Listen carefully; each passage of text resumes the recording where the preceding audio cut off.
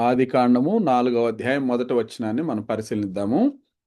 ఆదాము తన భార్య అయిన హవ్వను కూడినప్పుడు ఆమె గర్భవతి అయి కయీనును కని, యెహోవా దయ వలన నేనొక మనుషుని సంపాదించుకొన్నాననెను.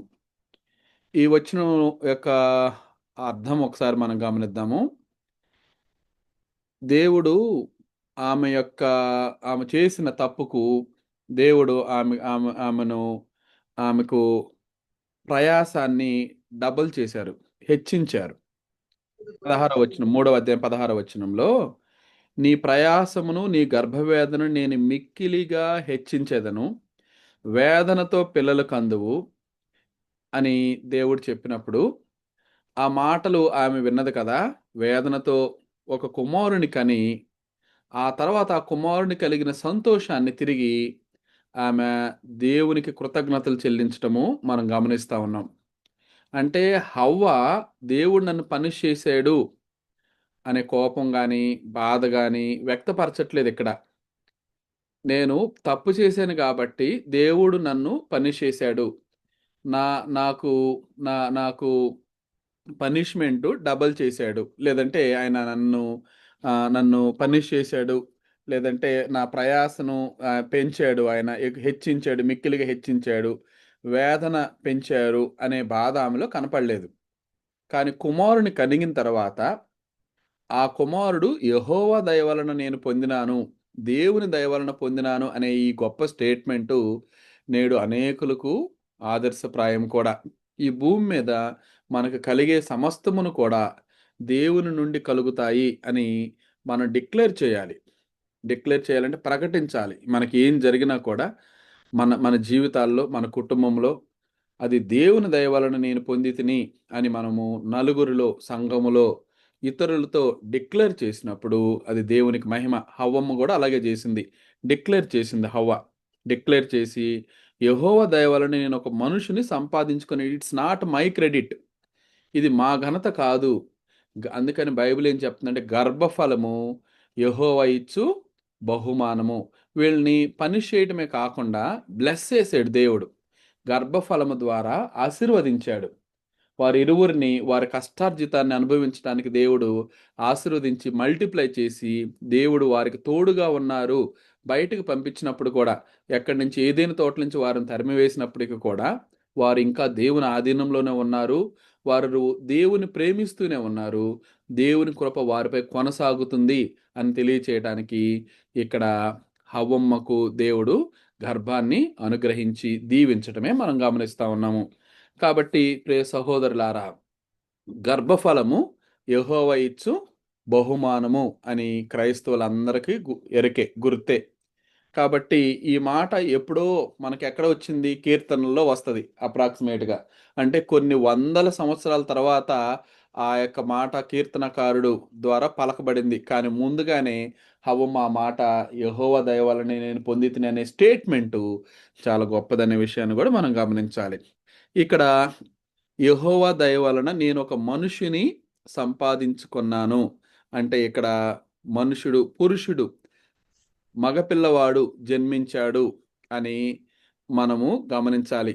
భూమి మీద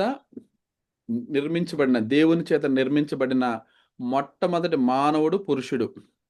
భూమి మీద మొట్టమొదట జన్మించింది కూడా, స్త్రీ పురుషుల యొక్క కలయిక వల్ల జన్మించింది కూడా పురుషుడే.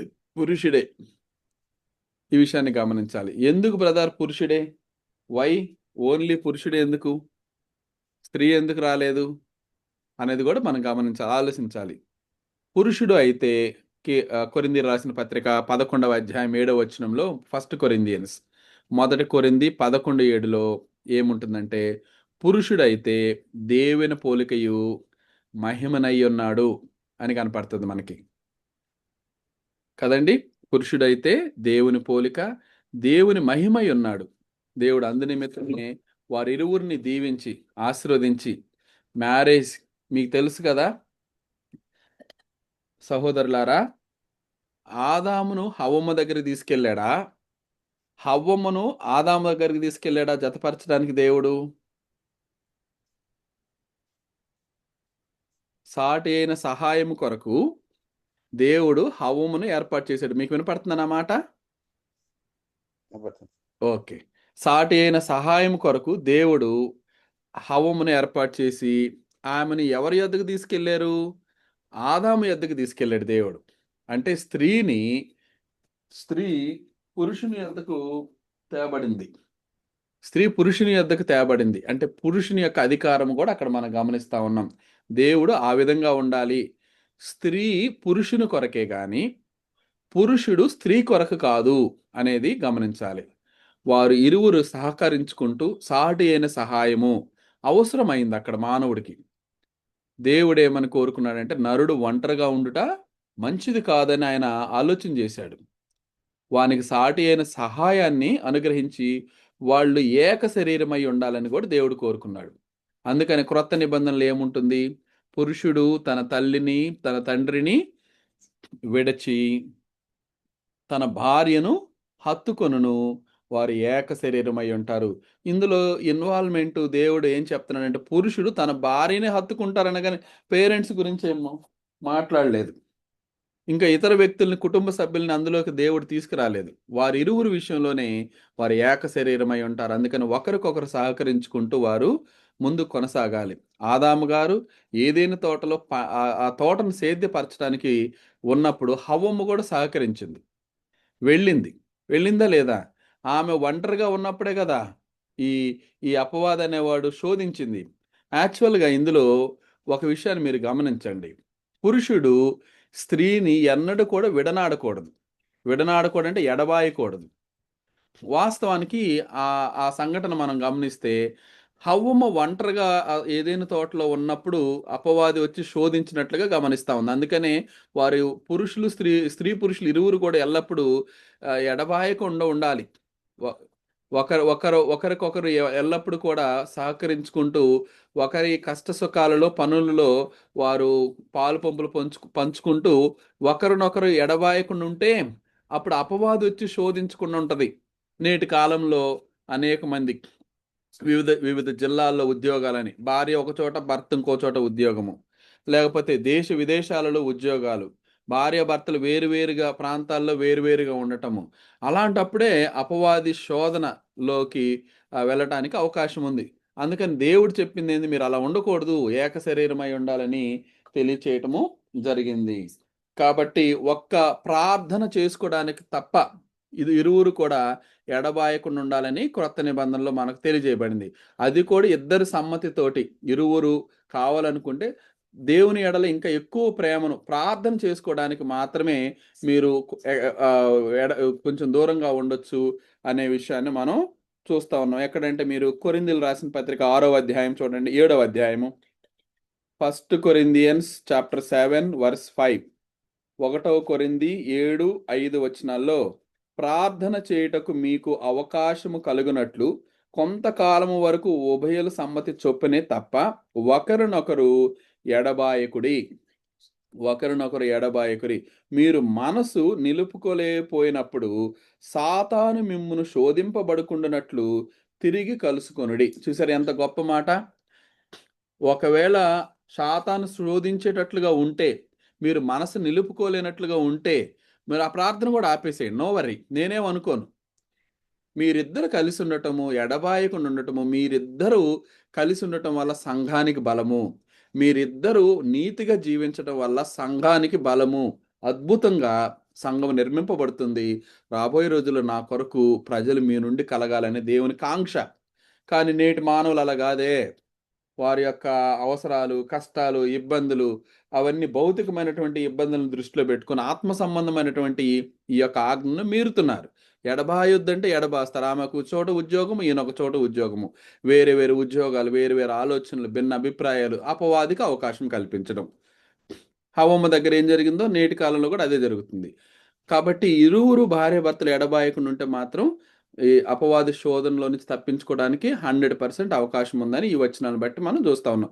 సరే, ఎనీవే ఇరువురిని దేవుడు ఆశీర్వదించి ఇక్కడ ఏం జరిగిందంటే మొట్టమొదట పురుషుడు ఈ భూమి మీదకు ఉద్భవించడం మనం చూసాము. అది గొప్ప సంఘటన. అందుకని పురుషుడే ఎందుకంటే ఇందాక మనం ఒక వచనం చూసాం కొరింథీయులు రాసిన పత్రికలో. పురుషుడైతే దేవుని పోలికయు దేవుని మహిమయ్య ఉన్నాడనే విషయాన్ని మనం గమనించుకుంటూ ఉండాలి. తర్వాత ఏం జరిగింది ఇక్కడ? రెండవ వచనం, ఆదికాండం 4వ అధ్యాయం 2వ వచనం. తరువాత ఆమె అతని తమ్ముడగు హేబేలును కనెను. హేబేలు గొర్రెల కాపరి, కయీను భూమిని సేద్యపరచువాడు. కొంతకాలమైన తర్వాత కయీను పొలంలో నుండి కొంత యెహోవాకు అర్పణగా తెచ్చెను. హేబేలు కూడా తన మందలో తొలిచూలు పుట్టిన వాటిలో క్రొవ్విన వాటిని కొన్ని తెచ్చెను. యెహోవా హేబేలును అతని అర్పణను లక్ష్యపెట్టెను, కయీను అతని అర్పణలను ఆయన లక్ష్యపెట్టలేదు. కాబట్టి కయీను మిక్కిలి కోపం వచ్చి అతడు తన ముఖము చిన్నబుచ్చుకొనగా, యెహోవా కయీనుతో, నీకు కోపమేలా? ముఖము చిన్నబుచ్చుకొని ఉన్నావేమి? నీవు సత్క్రియలు చేసిన ఎడల తలనెత్తుకొనవా? సత్క్రియలు చేయని ఎడల వాకిట పాపము పొంచియుండును. నీ ఎడల దానికి వాంఛ కలుగును, నీవు దానిని ఏలుదువనెను. తరువాత కయీను ఏం చేశాడు? తన తమ్ముడైన హేబేలుతో మాటలాడెను. వారు పొలములో ఉన్నప్పుడు కయీను తన తమ్ముడైన హేబేలు మీద పడి అతన్ని చంపెను. యెహోవా, నీ తమ్ముడైన హేబేలు ఎక్కడున్నాడని కయీనును అడుగు. అతడు, నేనెరుగును, నా తమ్మునికి నేను కావలివాడనా అనెను. అప్పుడు ఆయన, నీవు చేసింది ఏమిటి? నీ తమ్ముని యొక్క రక్తము యొక్క స్వరము నేలలో నుండి నాకు మొరపెట్టుచున్నది. ఈ సంఘటన మనందరికీ గుర్తే. వెంటనే ఇద్దరు అర్పణలు తీసుకొచ్చారు. అర్పణలు అంటే ఆఫరింగ్స్. వాళ్ళు కానుకలు తీసుకొచ్చారు దేవునికి. ఇద్దరు యవ్వన బిడ్డలు అయి ఉండొచ్చు. ఇరువురు పురుషులు పని చేయగలుగుతున్నారనంటే యవ్వనంలో ఉండి ఉండవచ్చు బహుశా. ఎవరు? కయీను, హేబేలు ఇరువురు. సరే, వారు కష్టపడి సంపాదించిన దాంట్లో నుంచి యెహోవాకు అర్పణలు ఇవ్వటం అనేది వారి తల్లిదండ్రులు ఉంచొచ్చు. వారి తల్లిదండ్రులు ఆదాము హవ్వలు తమ కుమారులకు దేవుని గురించినటువంటి భయభక్తులు నేర్పించొచ్చు. అందుకని వాక్యము ప్రకటించినప్పుడు అందులో కొందరు చక్కగా అర్థం చేసుకుంటారు, కొందరేమో అంత చక్కగా అర్థం చేసుకోలేకపోవచ్చు.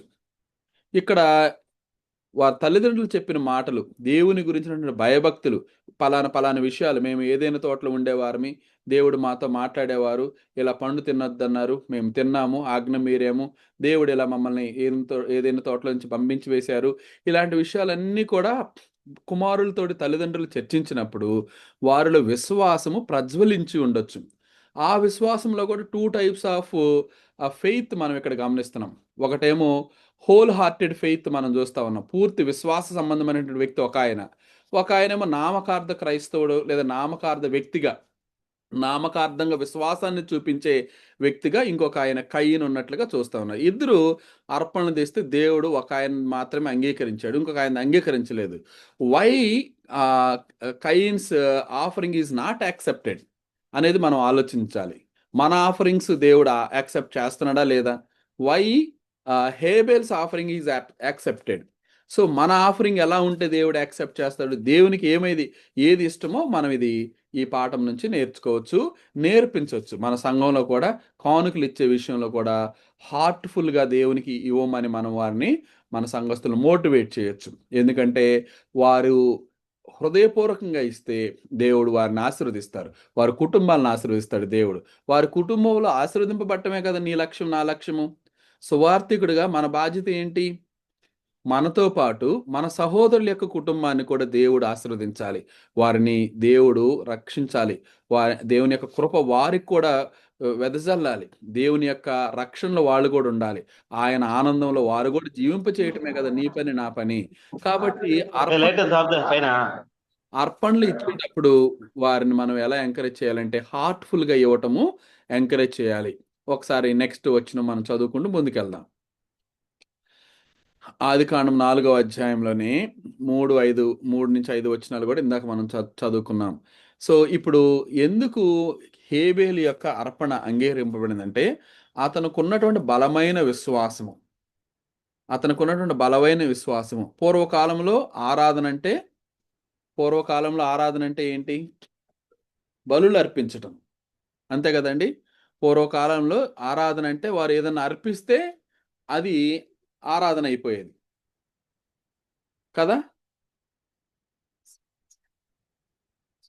కదండి. 11వ వచనంలో అక్కడ చూడండి, 11వ అధ్యాయం 4వ వచనంలో కయీను ఎలాంటి ఆఫరింగ్ ఇచ్చాడు? శ్రేష్టమైన దాన్ని కదండి, శ్రేష్టమైన బలిని అర్పించాడు. కాబట్టి ఆయన శ్రేష్టమైనది మోర్ వాల్యుబుల్. అంటే దేవుని మీద ఉన్న భక్తితోటి, విశ్వాసముతోటి, హార్ట్ ప్యూరిఫై అంటే ఏమనొచ్చు అంటే ఇంకా ఆ, కల్ముషం లేని హృదయంతో అర్పించాడు, దేవుని ఘనపరుస్తూ అర్పించాడు. కాబట్టి గాడ్ యాక్సెప్టెడ్ హిజ్ ఆఫరింగ్స్. అందుకనే 11:4 విశ్వాసమును బట్టి హేబేలు కయీను కంటే, హెబ్రీ 11:4 విశ్వాసమును బట్టి హేబేలు కయీను కంటే శ్రేష్టమైన బలి దేవునికి అర్పించను. అంటే ఇక్కడ మీరు కాంపిటీషన్ అనుకోవచ్చు, అనుకోకూడదు. అంటే ఉన్న వాటిలో దేవుడు బెస్ట్ చూస్తాడా అని ఆలోచన చేయకూడదు. ఇచ్చే హార్ట్ ఎలా ఉంది? సనుక్కుంటూ ఇస్తున్నారా, లేదంటే ఇంకా వేరే ఆ, బలవంతంగా ఇస్తున్నారా, లేకపోతే ఏదన్నా దేవుని నుంచి ఎక్స్పెక్ట్ చేస్తూ ఇస్తున్నారా? అంటే నా ఆరోగ్యం బాగుంటే దేవా నీకు 1000 రూపాయలు కానుక, అలా అలా చెప్పకూడదు, అలా ఎంకరేజ్ చేయకూడదు మన సంఘం. నాకు అది దయచేస్తే నీకు ఇది, అలాంటి పదాలు మన సంఘంలో మనం ఎంకరేజ్, వాళ్ళు ఇవ్వకపోయినా పర్వాలేదు కానీ హార్ట్ఫుల్గా ఎంత ఇచ్చినా కూడా వారిని వారు ఇచ్చేలాగానే ఎంకరేజ్ చేయాలి. వారికి ఉన్న స్థితిని బట్టి వర్ధిల్లిన కొలది వారిని ఇచ్చేవారుగా, దేవుని ప్రేమించే వారినిగా మీరు నేను తయారు చేసుకోవాలి. వారు ఒకవేళ నీకు అవసరం లేకపోవచ్చు ఆ కానుకలు, గమనించండి జాగ్రత్తగా. నా సంఘం బాగానే డెవలప్ అయింది, వాళ్ళ కానుకలు నాకెందుకు అనుకోకూడదు మనం. ఆ కానుకలు వారి ఇచ్చుట ద్వారా దేవుడు వారిని ఆశీర్వదిస్తాడనే విషయాన్ని గమనించాలి. వారికి ఆత్మీయ అవసరాలను దేవుడు అనుగ్రహిస్తాడు. ఇచ్చుట ద్వారా దేవుణ్ణి వారు ప్రేమిస్తారనే విషయాన్ని, లేకపోతే దేవుని ప్రేమ వారిపై ఉంటుందనే విషయాన్ని మనం గమనించాలి. ఉత్సాహంగా ఇచ్చువాన్ని దేవుని ప్రేమించును అని ఉంటుంది మనకి కొత్త నిబంధనలో కదండి.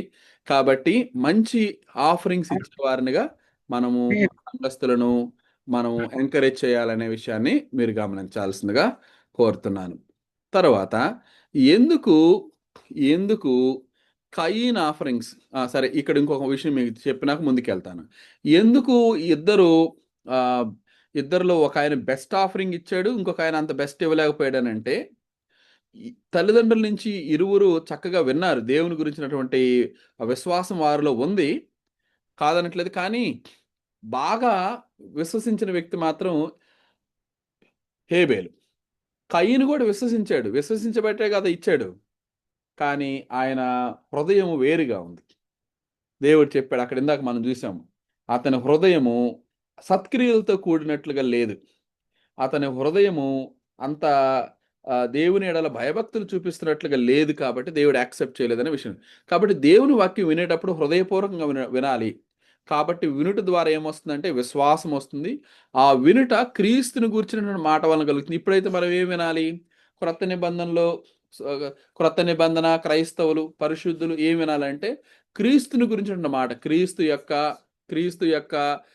క్రీస్తు యొక్క శిలువ మరణ సమాధి పునరుద్ధానము, అపోస్తుల బోధ ఎందు నిలిచాలి. అంతేగాని సాక్ష్యము, ఇంటి పక్కన వారికి దేవుడు ఇచ్చేసాడు, బ్లెస్సింగ్స్ ఇచ్చాడు, లేకపోతే ఉద్యోగం వచ్చింది, అలాంటి విషయాలు, వేరే ఇతర విషయాలు ఏదైనా ఈ లోకంలో మన చుట్టుపక్కల జరిగే వాటిని మనం పట్టి మన విశ్వాసం పెంపొందకూడదు కూడా. బైబిల్లో జరిగినటువంటి విషయాలను బేస్ చేసుకొని మన విశ్వాసం వృద్ధిపరచబడాలి. అవి మాత్రం సంఘటనలు, అవి మన జీవితాల్లో జరుగుతూనే ఉంటాయి. దేవుడు అందరిని ఆశీర్వదిస్తూనే ఉంటాడు.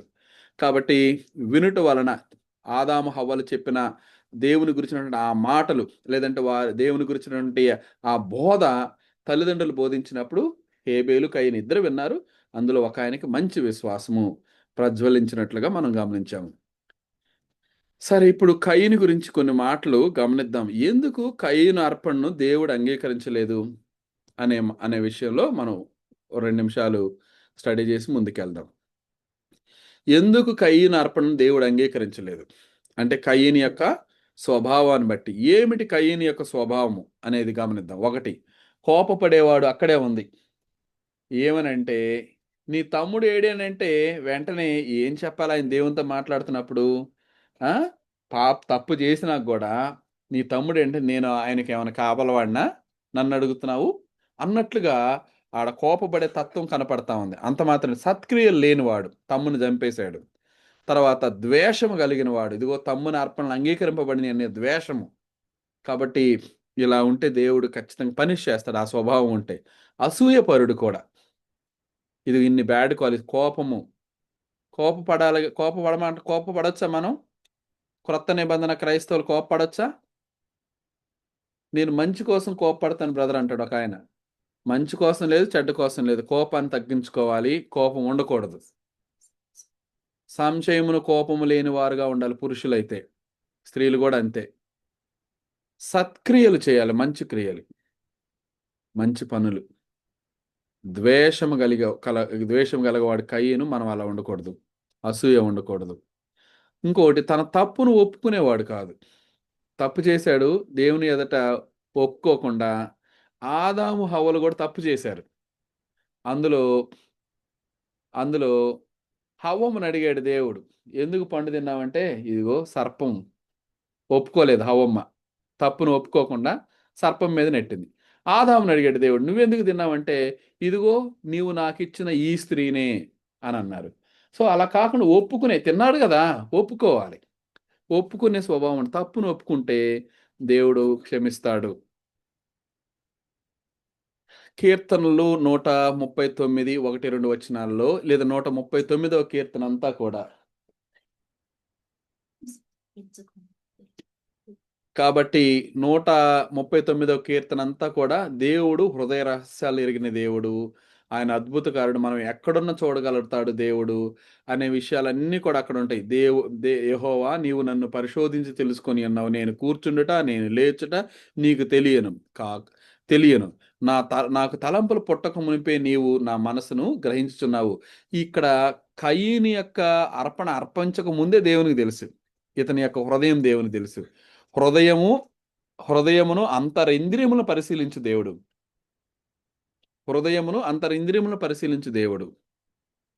నా ప్రశ్న ఇప్పుడు ఒక సహోదరునికి, ఎవరికైనా, సహోదరుడా, ఒక యవన బిడ్డను అడుగుతాను నేను ఈ ప్రశ్న. ఎవరున్నారు మన దాంట్లో యవన బిడ్డ? గుణకుమార్, మీ అబ్బాయేనా ఈయన? గుణకుమార్ అయినా బ్రదరు? ఎవరు? జయరాజు గారి కుమారుడా? గుణకుమార్ కాదా? Emmanuel brother. ఇమ్మానియల్. ఒక యవన బిడ్డ అని చెప్పండి బ్రదర్. ఎవరు? Emmanuel brother. ఇమ్మానియల్ గారు కుమారుడా? ఇమ్మానియల్ గారు పెద్ద ఆయనే కదా? అవునండి. యవన బిడ్డ మన టీంలో ఉన్న వాళ్ళు, ఈ క్లాస్లో ఉన్న వాళ్ళ గురించి ఒకరి గురించి చెప్పమంటున్నాను. వేణు లేదా కిరణ్ పెద్ద ఆయనేగా? యవనస్తులు ఎవరు లేరా కొంచెం? ఎవరు కొంచెం? అనిల్ బ్రదర్ ఉన్నారు, కొప్పాడు. అనిల్ బ్రదర్, అన్మ్యూట్ చేసుకోండి. ఒక క్వశ్చన్ అడుగుతాం మిమ్మల్ని. పెద్దది అడగను, చిన్న క్వశ్చనేలే. అన్మ్యూట్ చేసుకున్నారా? Anil, are you there? Anil brother, భయపడకు, నేను పెద్ద క్వశ్చన్ ఏం అడగను నిన్ను. ఉన్నావా? ఎస్, ఈ అనిల్ ఈజ్ దేర్, బట్ అన్మ్యూట్ చేసుకోలేదు బ్రదర్. సరే, నా ప్రశ్న, అనిల్ నువ్వు కూడా విను, ఒకవేళ భయపడే అన్మ్యూట్ చేసుకోవట్లేదే. నేను చిన్న క్వశ్చన్ అడుగుతాను. నీ హృదయంలో ఉన్న విషయాలు దేవునితో పాటు అపవాదికి కూడా తెలుసా? నువ్వేమనుకుంటున్నా కూడా అపవాదికి తెలిసిపోతా ఉండిద్దా? నిన్ను అడ్డుకుంటా ఉంటుందా అపవాది? నీ ఆలోచనలు కానీ నీ పనిని కానీ అడ్డుకుంటా ఉంటుందా? అంటే నా ప్రశ్న ఏంటంటే, అపవాది మానవుని యొక్క హృదయ రహస్యాలు ఎరగగలుగుతాడా అనేది నా ప్రశ్న. అపవాది నన్ను లాక్కుపోయింది, నేను ఇప్పుడే అనుకున్నాను, ఆరాధనకి వెళ్దాం అనుకున్నాను, కానీ అపవాది నన్ను లాక్కెళ్ళింది, అపవాది నన్ను ఇలా చేసింది, అలా చేసింది అని కొంతమంది సహోదరులు చెప్తా ఉంటారు. అపవాదికి నీ హృదయంలో ఉన్న విషయాలు తెలుసా? అవకాశం ఉంది. రమేష్ పాల్ గారు రెస్పాండ్ అయ్యారు. కిరణ్ గారు అనిల్ గారు అన్మ్యూట్ చేసుకున్నారు కదా, మీ ఆన్సర్ చెప్పండి. ఎవరు బిడ్డ కాబట్టి నిన్న ఒక ప్రశ్న అడుగుతాను. చెప్పు, నువ్వు మన హృదయంలో ఉన్న విషయాలు అపవాదికి తెలుసా?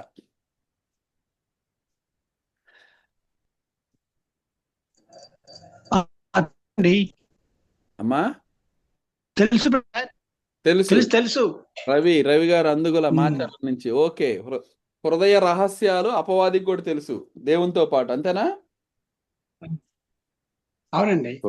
హృదయ రహస్యాలు దేవునికి మాత్రమే తెలుసు బ్రదరు. Very good.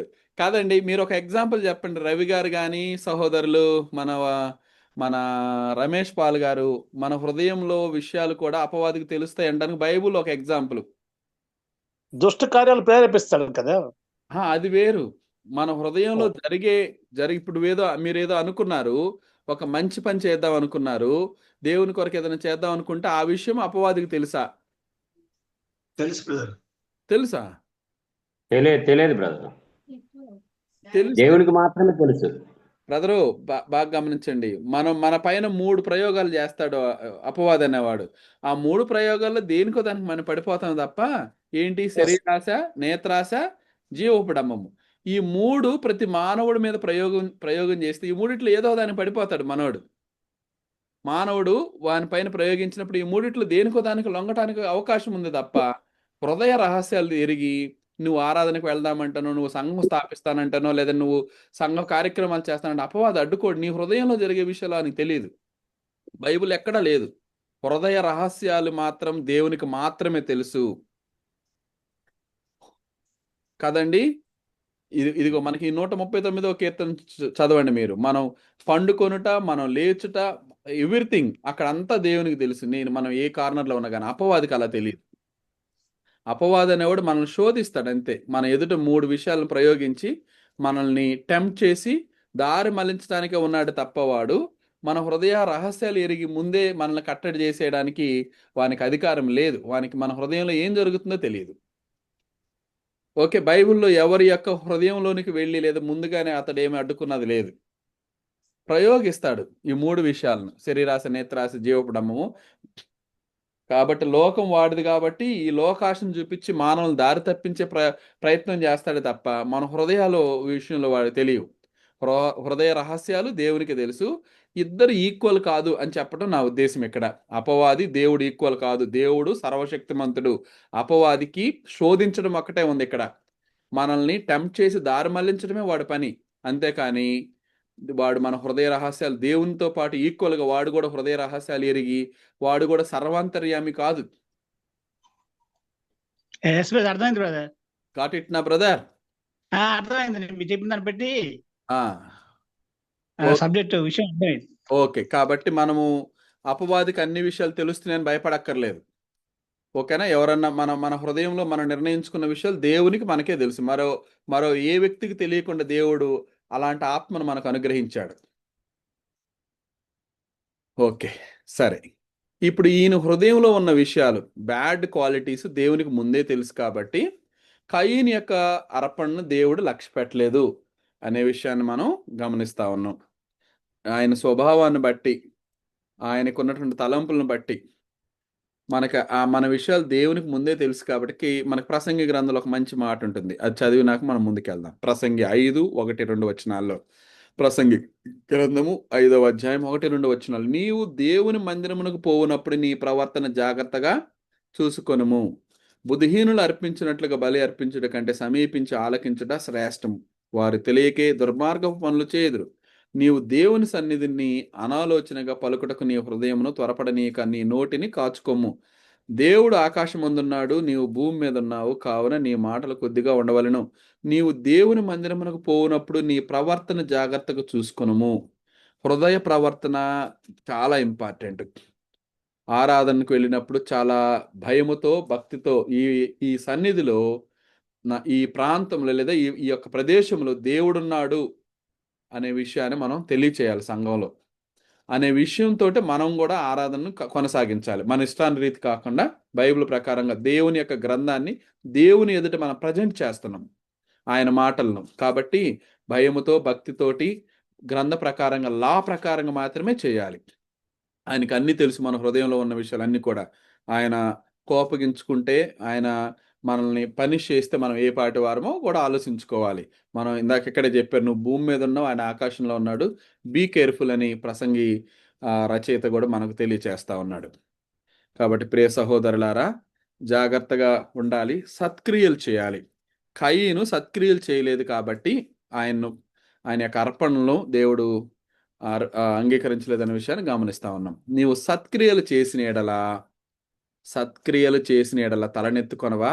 సత్క్రియ చేయని ఎడల వాకిట పాపం పొంచి ఉండును, నీ ఎడల దానికి వాంఛ కలుగును, నీవు దానిని ఏలుదు. ఇది మానవుడు మానవుని యొక్క విషయమే. దేవుడు నువ్వు సత్క్రియలు చేయకుండా, దేవుడు కొంతమంది అనుకుంటాడు, మనం మీకు కూడా ఒక మంచి పాఠం చెప్పాను నేను, ఏంటంటే సమస్తమును దేవుని కంట్రోల్లోని దేవుడు ఉంచుకోవట్లేదు.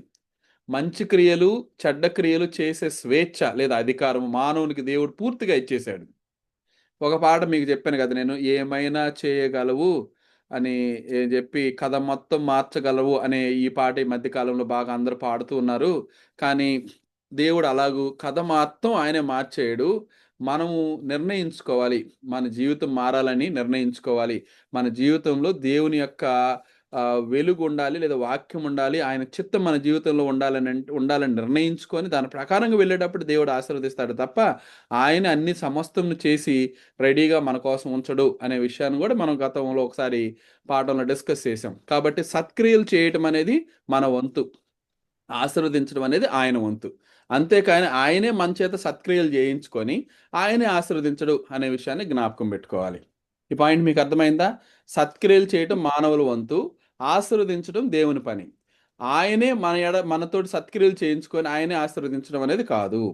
మనం చేసే మంచి పనులు దేవుడు ఆశీర్వదిస్తాడనే విషయాన్ని గమనిద్దాం. తీతుకు రాసిన పత్రిక 2:14, పౌలు గారు తీతుకు రాసిన పత్రిక 2:14లో ఆయన సమస్తమైన దుర్నీతి నుండి మనలను విమోచించి సత్క్రియలందు ఆసక్తి గల ప్రజలను తన కోసము పవిత్రపరచుకొని తన సొత్తుగా చేసుకున్నట్టుకు తానే మన కొరకు అర్పించి. ఇది ఎజెండా అంటారు దీన్ని.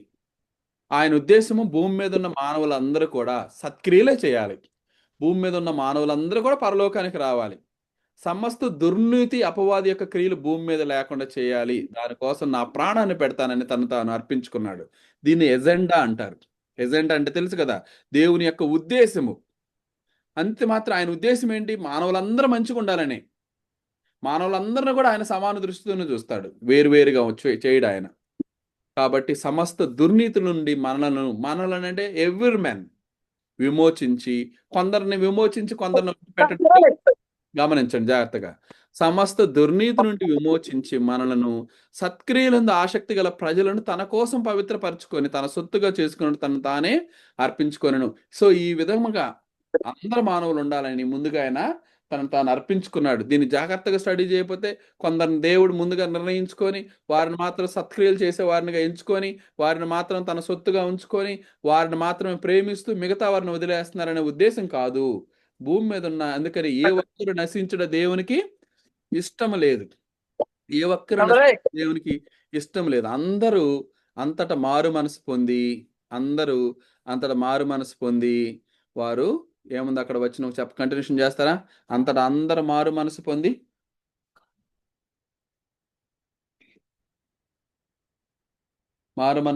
క్రీస్తు రక్షణలో ఉండాలనేది దేవుని గ్రంథము తెలియచేసే మాట అన్నమాట.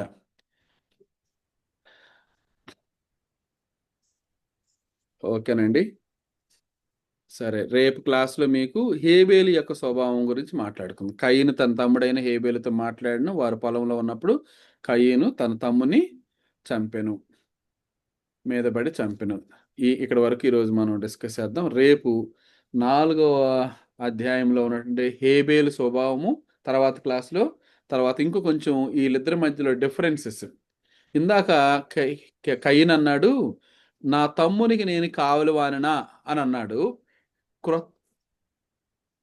క్రొత్త నిబంధన ఏం చెప్తుందంటే, you are the responsible person for your brother also. నీ తమ్మునికి నువ్వు కావలివాడు కూడా కదండి. వాని గురించి ఆలోచించాలి నువ్వు. వారి కష్టాల్లో వారి ఇబ్బందుల్లో మన తోటి వారిని మనం ప్రేమించాలి, వారి అవసరాలు తీర్చాలి అనేది బైబిల్ చెప్తున్నటువంటి విషయము. దాని గురించి నెక్స్ట్ క్లాస్లో మనం డిస్కస్ చేసుకుంటే ఇంకొంచెం ముందుకు వెళదాము. ఈ పాఠాన్ని విన్న మీ అందరికీ నా హృదయపూర్వక వందనాలు. ఇందులో ఏమైనా ప్రశ్నలు ఉంటే ప్రార్థన అనంతరము మనము దీన్ని కొనసాగించుకుందాం. తిరిగి నా సమయాన్ని మన పెద్దలు ఆనందం సార్కి అప్పగిస్తూ ఉన్నాను. దయచేసి సార్ రెస్పాండ్ అవ్వాల్సిందిగా కోరుచున్నాను. చిన్న డౌట్ బ్రదర్, వందనాలు. ఒకసారి